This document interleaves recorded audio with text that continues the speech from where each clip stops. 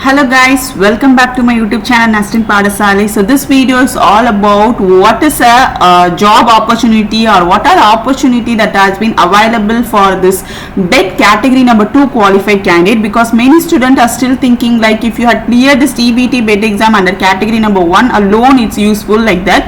Many students are not in a mindset of using this category number 2. Of course, only DBT category number 1 student alone will get a salary or stipend from DBT. They have a connection with DBT for a period of 5 years from the start of PhD program. Whereas if you take category number 2, of course DBT won't be responsible for any other activities for you if your roll number has been listed about category number 2. But there are many opportunity, friends. Many students don't know about those opportunity. Like if you are going to apply for any PhD program, simply you can apply. The only difference is that you are eligible to apply for PhD program or JRF program under, if your sponsoring agency is Department of Biotechnology. If your sponsoring agency is not the Department of Biotechnology, definitely you can't able to apply for your PhD program, because if you take this particular notification, if you see the eligibility criteria, you should have a master's degree or BTech program. In addition to that, you should have any other fellowship. Like here you can able to see DBT JRF, where they didn't mention whether you have to have category number 1 or category number 2. Simply they had mentioned you DBT JRF program alone should be there.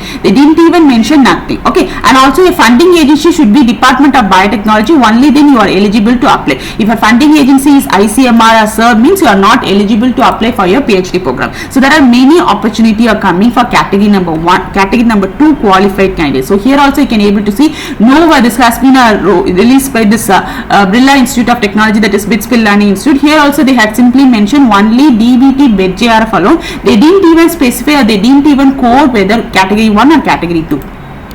So if you take this particular thing and all, some institute, like if you take this particular Pigment Chandigarh and all, they are asking only for net or grade certification, and you will be worrying whether this DBT BET is a national eligibility test or not. So this DBT BET is a national level biotechnology eligibility test, friends. So this is also it's a national level eligibility test. So they didn't nowhere they didn't mention category 1 or category 2. Simply you should have a national level JRF eligibility test. And if you ask me, DBT BET is a national, yes, of course. Category 2 is also a national level eligibility test. Only difference is that if you are cleared under category 1, means for the period of 5 years from DBT you will be having a salary credited to your bank account. If you are cleared under category number 2, means then from that project, if you are seeing this particular project, means say if it is a project name, from this particular project alone you will be getting a salary. Okay, so if the project is for 3 years or 1 year or 6 months, only for that particular period alone you will be getting a fellowship from that project. Okay, so the other disadvantages for you, friends,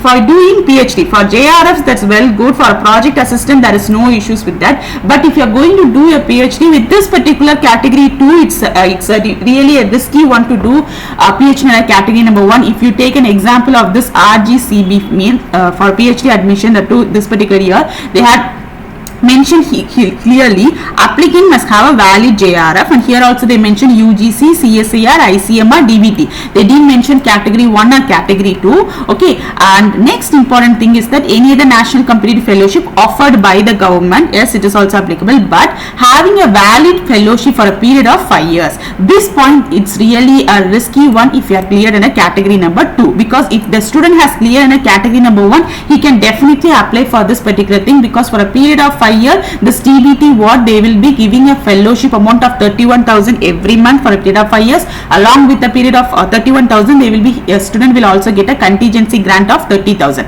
But if a student has cleared under category number 2, he will not get a fellowship amount for a period of 5 years. He will be getting a fellowship amount from the project where he is working. So you are not eligible for doing a PhD admission, friends. Okay, that too it's applicable only for few institute like RCB. Okay, it's not applicable for some other institute. What my personal suggestion is that instead of wasting your fellowship, just try to apply for junior research fellowship program, work under a project. While working itself you will get more exposed, or else your scientist will get amazed of your work, and you can there is a possibility of doing PhD for a period of 5 years from working in a project itself. And the next thing is that by God's grace you will be getting clear DBT BET JRF under category 1, or you will be getting cleared CSR examination. Okay, so these are the other possibility. In addition to that, you can also work as a assistant professorship also across the colleges, because the assistant professorship and all, they are asking only for NET certification only. They didn't mention you should have a CSR certificate or you should have any other fellowship. If you have NET required, okay, so you have NET required and you are also considered as a NET qualified candidate, you can also work as a assistant professor jobs also, you can able to